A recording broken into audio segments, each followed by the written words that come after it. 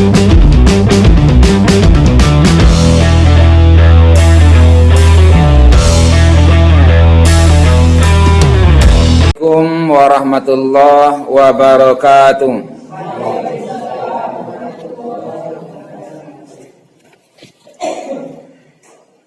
Alhamdulillahilladzi arsala rasulahu bil huda wa dinil haqq liyuzhirahu 'alad dini kullih wa kafa billahi syahida.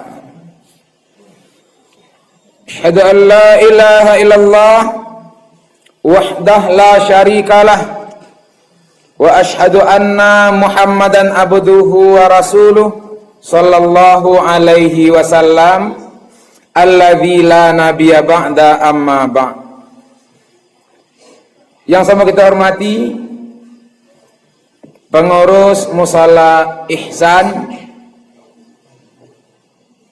angkongku nenek mama, angkongku kum bapak, dan kum ibu hadirin hadirat, muslimin muslimat, sidang jamaah yang berhadir. Mudah-mudahan awak malam hari kini diagih kesehatan, diagih keberkahan oleh Allah, amin ya rabbal alamin.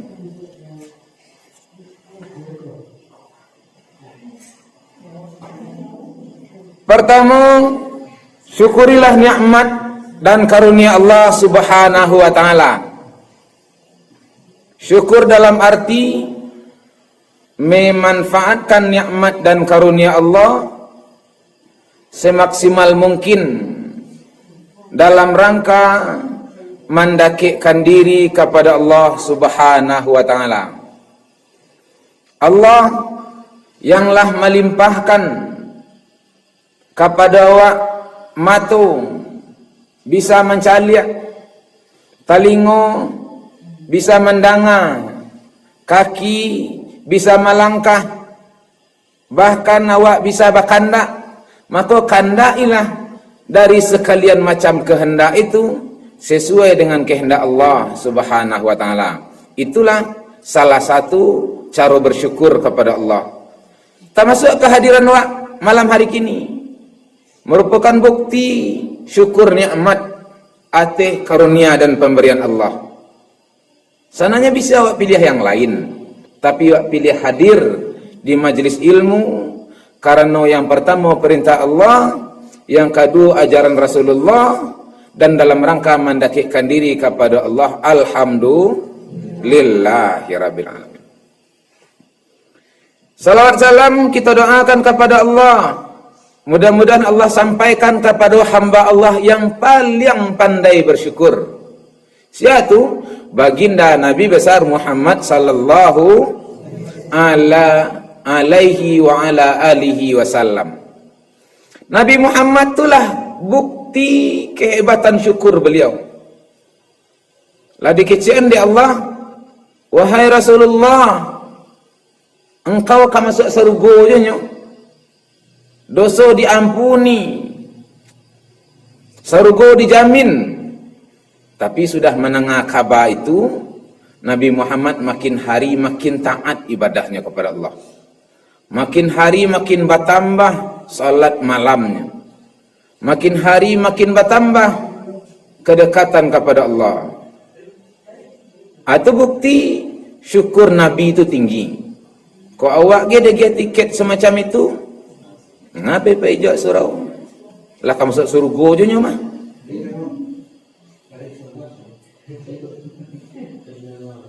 Maka untuk Nabi Muhammad, marilah kita banyak-banyak membacakan salawat dan salam. Allahumma salli ala sayyidina Muhammad. Ibu bapak hadirin yang berhadir, kini masih suasana Muharram. Bahkan pas tanggal 10 Muharram, Asyura. 10 Muharram, banyak peristiwa hebat, banyak peristiwa agung, banyak sejarah, banyak kisah yang menunjukkan kalau Allah itu pengampun atas segala dosa dan kesalahan. Allah itu maha pemberi keselamatan. Maka untuk awak yang hidup hari kini di akhir zaman, kalau mohon pertolongan Allah, acuk-acuklah membaca dan mengkaji kisah ketika 10 Muharram. Ada namanya Ashura, hari 10 Muharram. Hari 10 Muharram itu pertama dalam sejarah diceritakan hari di mana Nabi Adam diterima taubatnya oleh Allah Subhanahu wa taala. Baca lihat dalam surah Al-A'raf, surah ke-7 ayat 22 23 diceritakan oleh Allah. Bismillahirrahmanirrahim. Fadallahuma bighururin, maka tatkala keduanya digurur atau ditipu, diperdaya, dihasut oleh iblis laknatullah alaih. Falamma dzaqa syajarah, ketika Nabi Adam dan Siti Hawa merasakan buah, karena Allah perintahkan sebelumnya apa?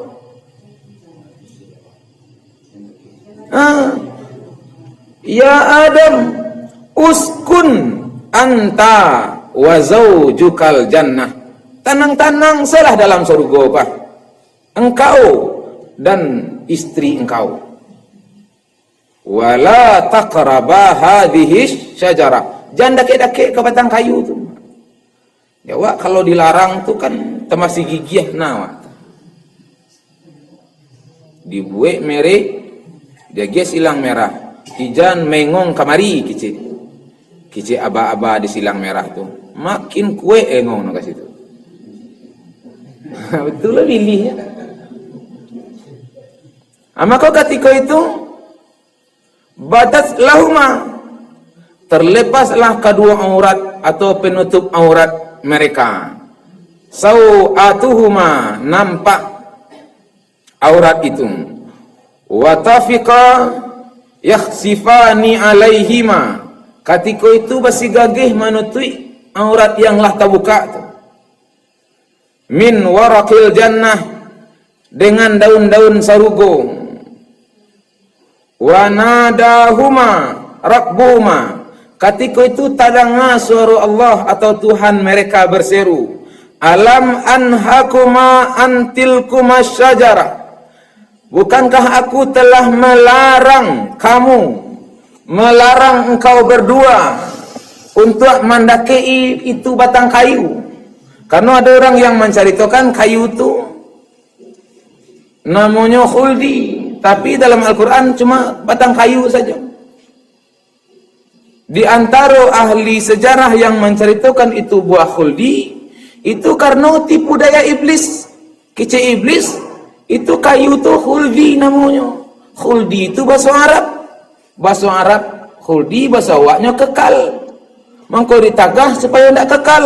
Jadi makan sanlah dapat dohan. Boleh kekal di dalam.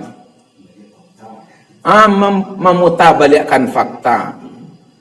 Oh indak do kicik iblis, kicik Nabi Adam. Hawa yang didaki. Kicik Hawa ndak do dah sekali konyo. Maka ketika itulah dikatakan oleh Allah, alam anhakuma antilkuma syajarah, bukankah aku telah melarang engkau berdua mendaki itu batang kayu? Wa aqul lakuma, dan aku telah mengatakan, inna syaitana lakuma aduwwum mubin, sesungguhnya syaitan untuk engkau berdua adalah musuh yang nyata. Allah yang izin. Maka ketika itu turunlah Adam dan Hawa dari surga Allah Subhanahu wa taala. Terpisah. Adam di daerah Hindia Selatan, Hawa di daerah Jeddah, menyasa-nyasa untung karena lah takarajokan larangan. Ketika itu dibacalah doa, qala, keduanya berseru, keduanya berdoa, Rabbana zalamna anfusana, kamilah zalim ke diri kami, wa illam taghfir lana, dan jika tidak engkau ampuni, wa tarhamna, dan jika tidak engkau beri rahmat, lanakunanna minal khasirin, maka tergolonglah kami orang-orang yang rugi. Sejak mulai diturunkan sampai keduanya bertamu bukti diampuni dosa oleh Allah, lamunyo ada yang menceritakan 40 tahun. Bala lamunyo tu mengarajokan dosa sekali, larangan sekali, meminta ampun pagi, meminta ampun siang, meminta ampun malam, baru diampuni dosa oleh Allah Subhanahu wa taala. Bila tu 10 Muharram.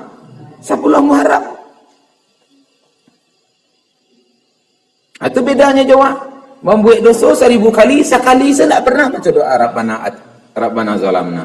Nabi Adam sekali buat dosa, siang, pagi, malam membaca doa minta ampun kepada Allah Subhanahu wa taala. Dan bukan itu saja. Menariknya tu gikuan. Padahal yang mengajak makan buah batang kayu yang namanya khuldi itu iblis laknatullah alaih. Kalau tidak dia suruh iblis nak muah Adam tu. Kalau tidak dia suruh iblis nak muah Hawa tu. Tapi ketika minta ampun kepada Allah, pernah tak iblis disabit-sabit? Tak ada. Rabbana, ya Allah, ya Tuhan kami, anfusana zalamna, kamilah zalim ke diri kami, anfusana. Tak ada kecik Adam, ya Allah, kau gara-gara iblis kau ya Allah. Tak ada gitu. Tak ada menyalah-nyalahkan yang lain. Yang salah tu diri surang. Itu hebat. Walaupun memang iblis itu benar yang aduhnya, tapi tidak pernah Nabi Adam itu menyebut-nyebut iblis, karena Allah tu maha tahu. Jadi itu bedanya jawab ketika disalah-salahan. Bako bangkit sen, you kalau nak disuruhnya nak muak ke wak doh. Masya Allah salah tu nak wak tu dah. Maka itulah cara bertaubat minta ampun kepada Allah Subhanahu wa taala. Hinakan diri, jangan pernah salahkan yang lain. Salahkan diri surang. Saruman Adam ketika menyalahkan dirinya surang, padahalnya sabalun tu dibisiki, digoda, dirayu oleh iblis laknatullah alaih. Diampuni 10 Muharram. Itu kisah pertama. Yang kedua, di antara kisah 10 Muharram itu adalah kisah Nabi Nuh. Ketika Nabi Nuh itu diselamatkan sama kaumnya oleh Allah Subhanahu wa taala.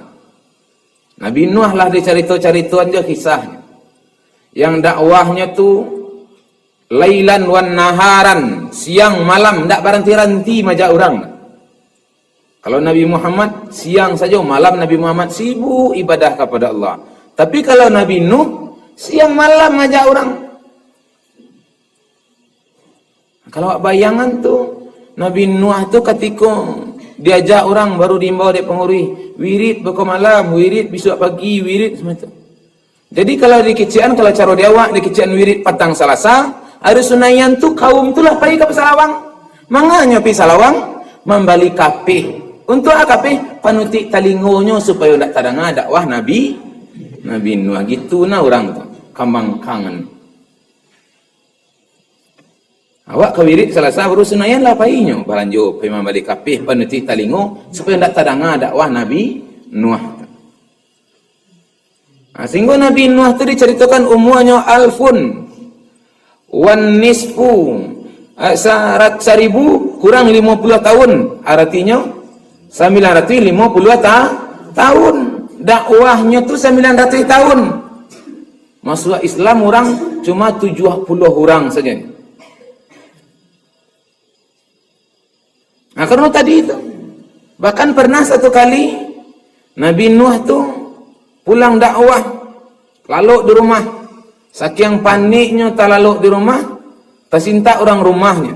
Kasih kau tersinta, sibuk-sibuk baik masakan makanan di dapur tu. Ketika sibuk-sibuk tersintak lo anaknya yang namanya Kan'an tu.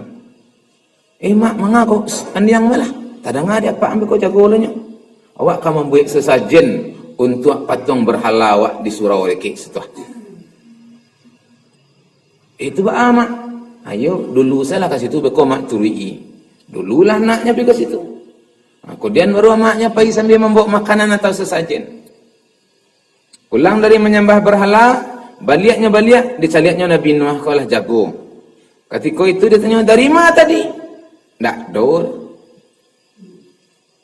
tu bawa tampai makanan mang pergi menyembah patung lo tadi ndak? Ndak kecil.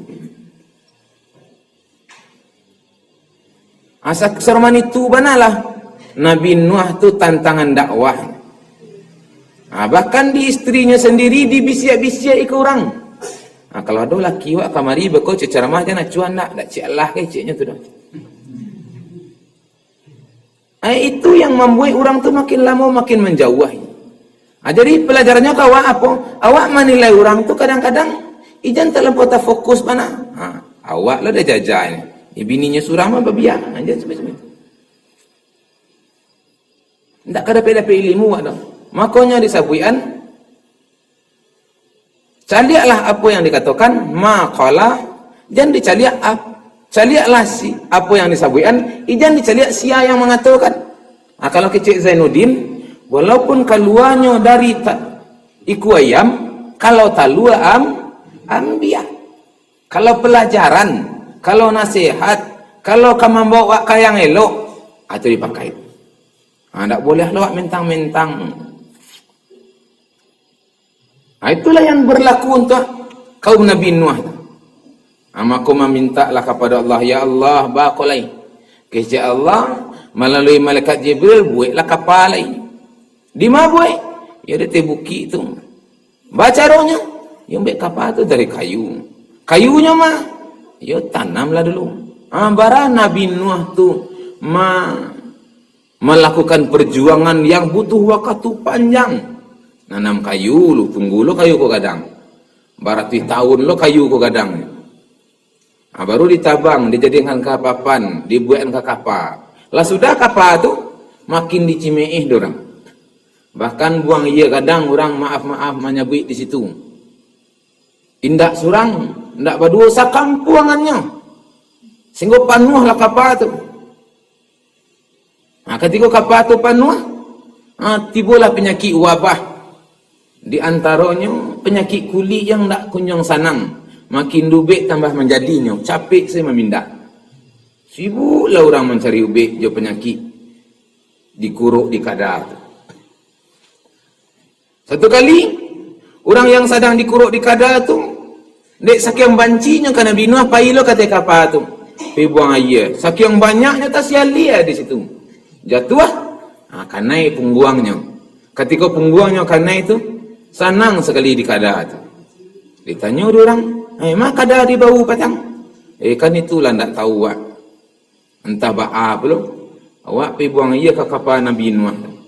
Lah banyak bana di situ, tak sialia wak. Tak jatuh, kanai lah bau kok. Kiranya sanang. Kecik orang nama-nama caliak kok. Mungkin itu baik nak. Oh iyo keciknya. Itu nanu baik tu. Pailah rami-rami minta baik ke situ. Sampai habis.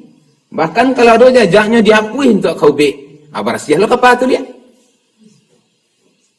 Baru turun hujan. Baru dari langit turun air. Dari bumi menyambu matu air. Hujan sampai badai, sampai banjir.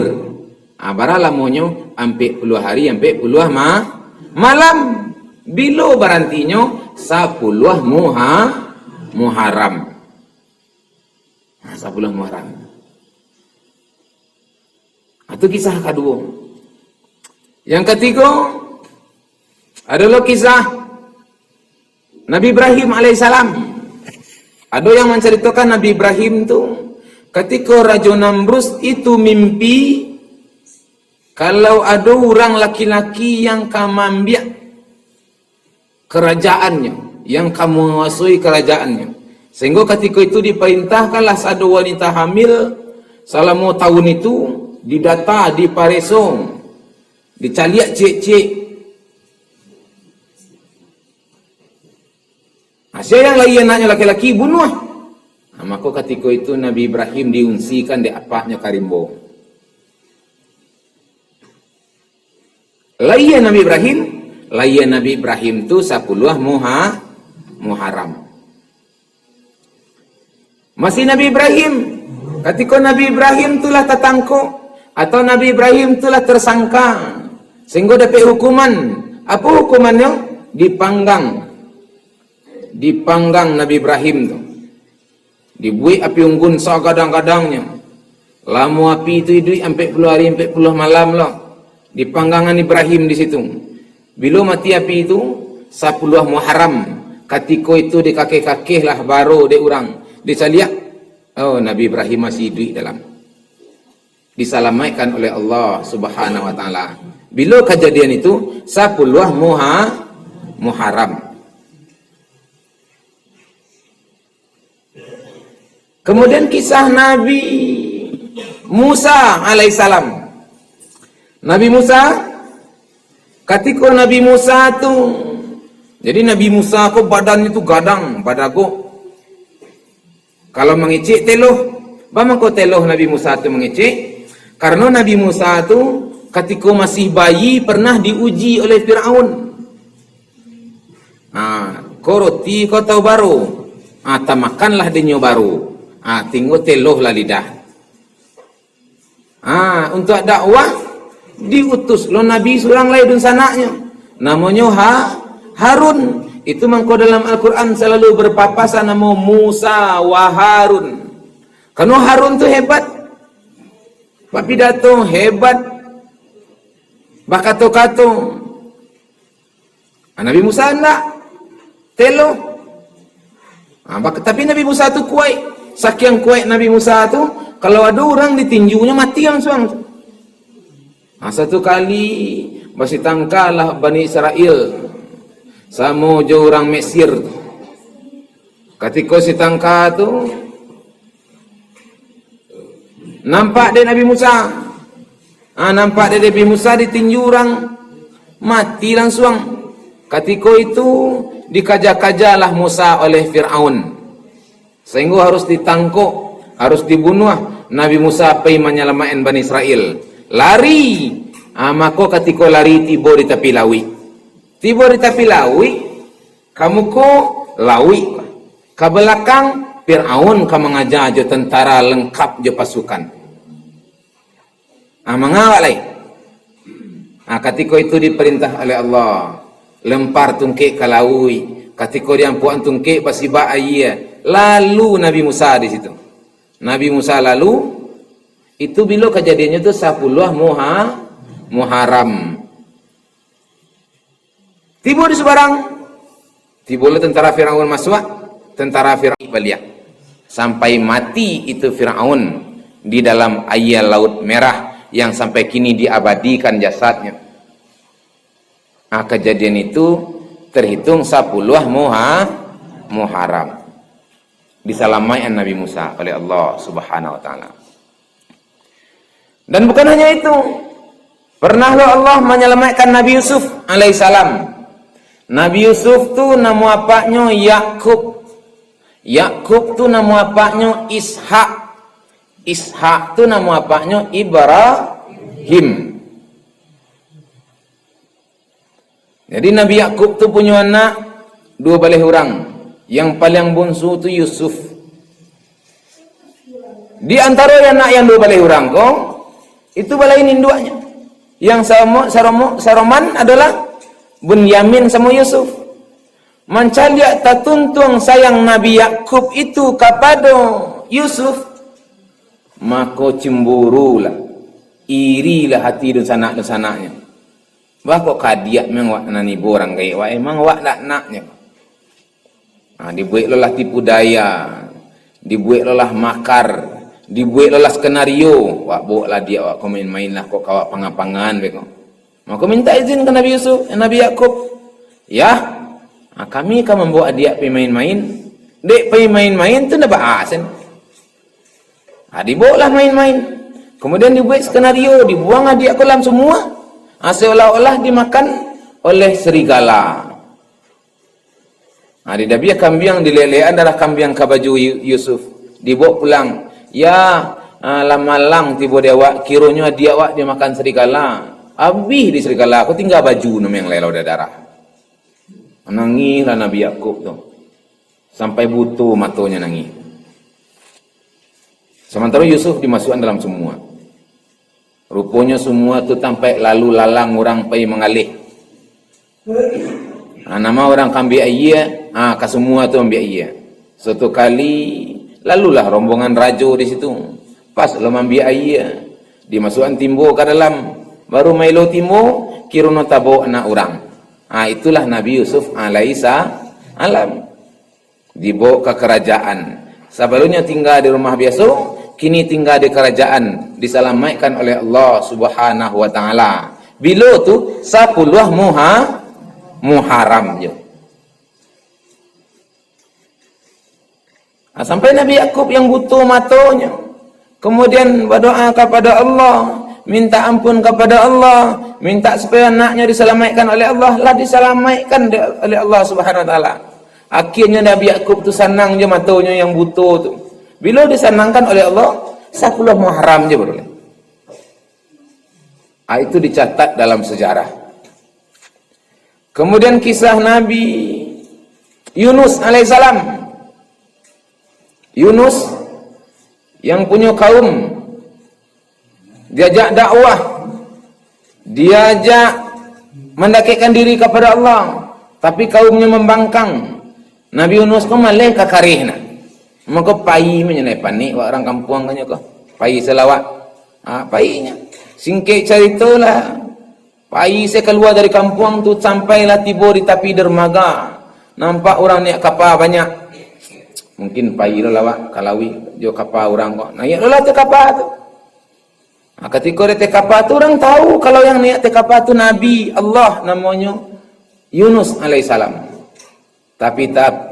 Tapi dengan kudrah dan iradah Allah di tengah laut rupanya kapal tu di alau ombak badai gelombang sampai kapten kapal tu ngician deh panuhna kapal wak ko kalau wak pabian karam wak mati wak solahnya daripada mati sadolahnya encak mati sesurang atau berdua bertiga dikurangi selah sia yang amuah korban tu tak ada orang yang amuah jadi korban untuk menyelamatkan orang banyak. Angku melah hendak dah ada lo ke mati. Kecil sano, sano melah hendak dah. Awak nak awak banyak lain. Dia adukanlah undian. Ketika dia adukan undian, tak undilah Yunus alaihissalam. Orang tahu, jangan lain orang elok, pokoknya Nabi Allah kok. Ulang balik undian. Masih inyo aja baru. Karena lah tak ulang-ulang, maka Yunus malu diri surang. Mambua kalam lawi. Ketika mambua kalam lawi disambui oleh ikan yang tak diceritakan ikan tu apa yang jalih ikan nun dalam kisah menceritakan. Dalam pari ikan ampe puluh hari ampe puluh malam kalam sambil membaca doa kepada Allah. Apa yang dibacanya? Subhanaka inni kuntu minaz zalimin. Maha suci engkau. Saya yang suci kecil Nabi Yunus, Allah Subhanahu wa ta'ala. Suci dari kelemahan, suci dari mengarajokan yang tak mungkin, suci dari hal-hal yang rendah remeh menurut awak. Ini sesungguhnya aku kuntu minaz zalimin, tergolong orang-orang yang zalim. Karenalah meninggalkan kaum.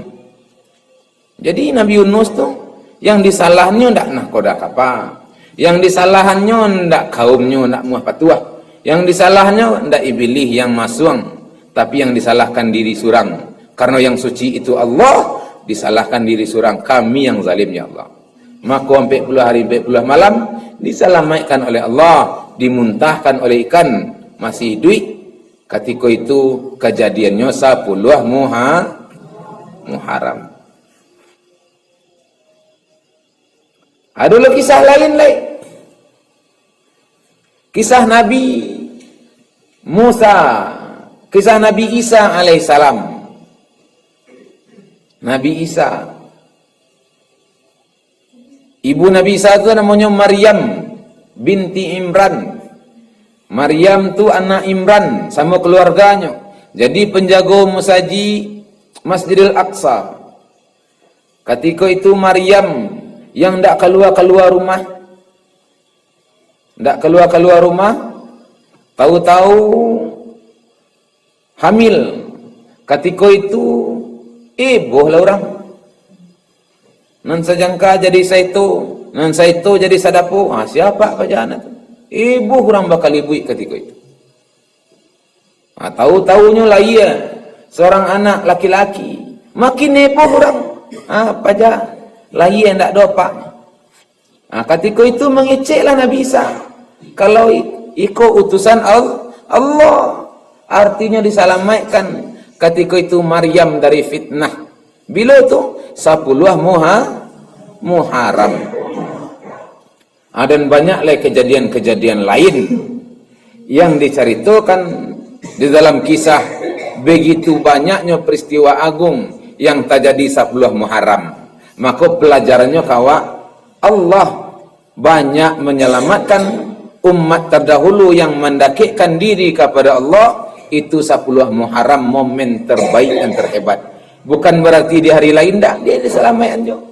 Maka saja itu disunnahkanlah oleh Nabi Muhammad sallallahu alaihi wa ala alihi wasallam kepada umatnya, kepada kaumnya, supaya wak mempuasakan puasa sunat namanya puasa Asyura. Puasa 10 Muharram. Supaya apa? Supaya wak dapatlah keberkahan keselamatan dari Allah Subhanahu wa taala. Firman Allah menyelamatkan umat-umat terdahulu. Firman Allah menyelamatkan para nabi dan para rasul terdahulu. Begitu Allah Subhanahu wa taala. Bukan berarti hanya tanggal 10 itu saja, enggak. Allah tu salim, maha pemberi keselamatan. Makanya orang berdoa, Allahumma antas salam, ya Allah engkau yang magiahkan keselamatan. Wa minka salam, dari engkau keselamatan. Maka keselamatan itu mudah saja oleh Allah Subhanahu wa taala. Bisa saja Allah menyelamatkan siapa yang Allah kehendaki. Maka supaya dikehendaki oleh Allah, yakinlah kepada Allah Subhanahu wa taala. Di antaranya melakukan puasa Asyura atau 10 Muharram. Jadi bagi yang hari raya nyo patang ko hari Sabtu, Asyuranya tadi hari Selasa. Tapi untuk orang hari Minggu, besok Asyuranya.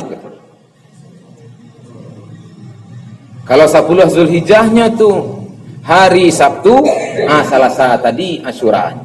Tapi kalau 10 Zulhijjahnya tu hari Minggu, hari raya orang pemerintah misalkan, maka Asyuranya besok. Tapi yakinlah awak yang melakukan puasa sunat, apakah itu Asyura, kalau bertepatan dengan Asyura, alhamdulillah, mudah-mudahan diselamatkan oleh Allah hidup dan kehidupan awak.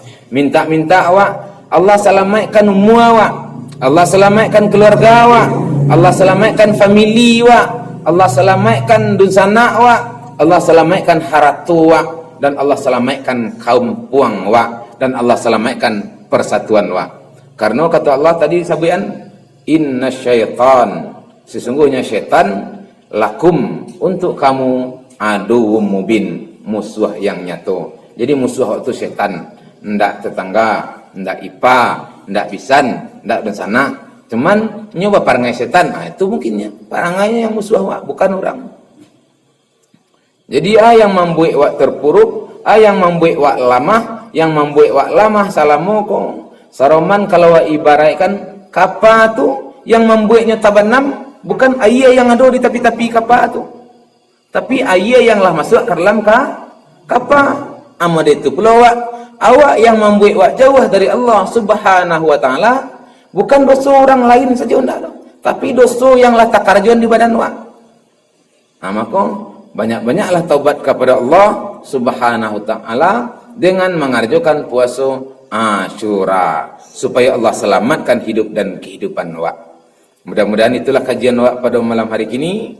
InsyaAllah Isa wak jam 9 balik sampai puluh. Kini jam 5 kurang pas santale wak Isa. Jadi malilah siap-siap. Jadi sebenarnya pengurihlah nyabuian kalau pengajian ko mulang-ulang apa yang disampaikan. Awak sebenarnya mensyiarkan salat jamaah. Jamaah maghrib, jamaah isya. Kalau li petang salasa ko salamai semayang wak mogari isya berjamaah. Mudah-mudahan itu menjadi kebiasaan. Karena untuk awak yang malih-malih sembayang, cara pertamanya adalah jamaah. Sebab kalau ndak jamaah tu bari sangat itu. Beko lai, entahlah lai, waktu tua dojo lai. Tapi kalau berjamaah mau ndak mau, awak salat. Sekali, 2 kali, 3 kali, 4 kali sampai tapaso badan. Lah tapaso tu jadi tabiaso lai. Jadi model tu cara memelihara salat supaya awak ndak tinggal salat awak. Paso diri awak berjamaah. Kapan perlu isya, kapan perlu sembahyang luar asa tu berjamaah awak. Masuk diri sembahyang luar asa berjamaah, maki awak tabiaso, insya-Allah tapalihara salat awak.